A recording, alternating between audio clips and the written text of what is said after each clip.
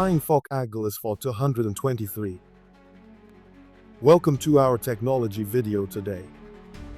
We travel back to the pioneering era of aviation to an aircraft that was far ahead of its time.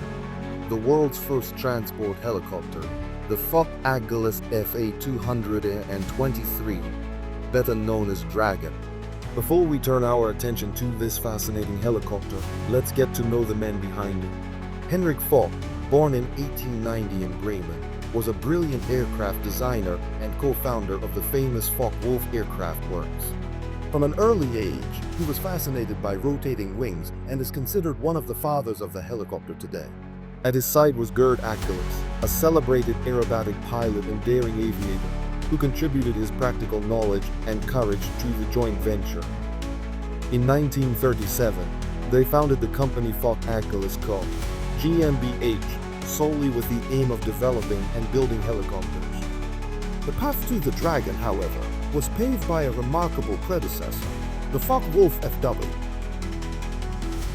This experimental helicopter, which flew freely for the first time in 1936, proved that a revolutionary technical concept worked. The technical highlight was that its two side-mounted rotors rotated in opposite directions. This principle cancels out the dangerous torque that would twist the fuselage, resulting in an exceptionally stable flight without the need for a tail rotor. The famous aviator Hannah Reich played a crucial role here. She not only demonstrated the incredible controllability when she flew the FW in February 1908 and 30 in the unclosed Deutschlandhalle in Berlin, but also proved the enormous safety of the design. She impressively demonstrated the ability for auto-rotation, the safe landing after a simulated engine failure. The FW was thus the technological pioneer that had proven the fundamental principles. Building on these successes, Focke Achgelis was commissioned to develop a larger, more powerful helicopter. The first order for the Fa 223 came from Deutsche Lufthansa. However, the outbreak of the Second World War transformed the order into a military one, and the Drache was to fly for the Luftwaffe from then on.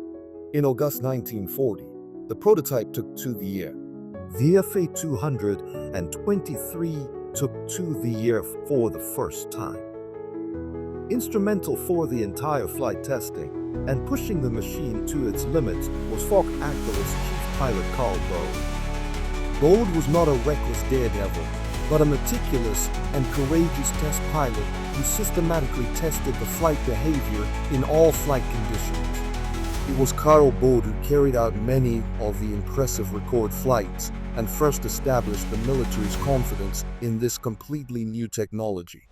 His work was crucial in turning an experimental prototype into a ready-to-use device.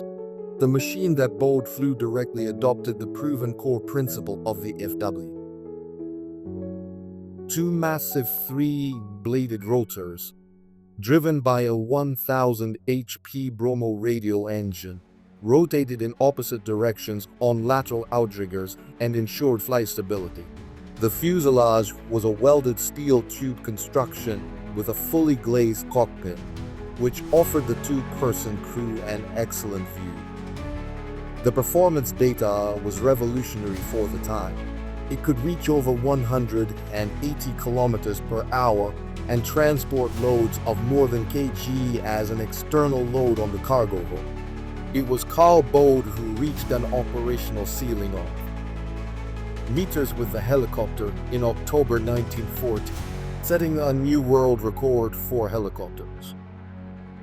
And just like with the FW, auto-rotation was a crucial safety feature.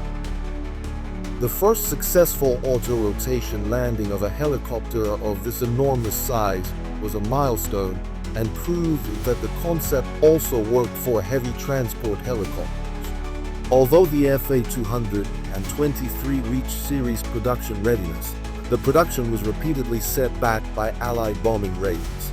So, in total, only about 20 units were completed. Despite the small number of units, the Drache achieved remarkable wartime service.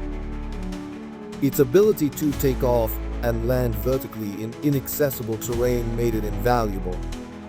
In the mountains, crashed aircraft crews were rescued, or entire fighter planes were dismantled and flown out of inaccessible terrain. One of the most famous planned missions was the rescue of Mussolini in September 1943. Although a Drache was ready for the operation, the mission was ultimately carried out with a Fieseler storm. However, the true potential of the Dragon is revealed in the plan, but due to the war, hardly realized variants the FA. Equipped for submarine hunting. With 2 water bombs, Variant B as a reconnaissance aircraft with additional tanks or an enormous range of up to 10 hours of flight time. Variant as a standard transport and rescue helicopter with a winch. Variant D as a mountain ranger variant, optimized for use at high altitudes. Variant as a crane helicopter with an improved control system for the pilot and a separate crane operator. These planned versions show that Focke Achgelis had already anticipated all the core tasks of modern military helicopters, from combat and reconnaissance missions to rescue and logistics. After the war, Fa-223, captured by the British, flown by Carl Bow, made history when it became the first helicopter ever to fly across the English Channel in September 1945. The Focke Achgelis Fa-223 Drache was more than just an aircraft. It was the logical, powerful successor to the FW, and the technological quantum leap that flung the door wide open to the age of the transport helicopter. The concepts Henrik Focke and his team developed, pushed to the limits by pilots like Carl Bohr, influenced helicopter development for decades. The Drache may have been built in small numbers, but its legacy as the first true versatile transport helicopter remains undisputed.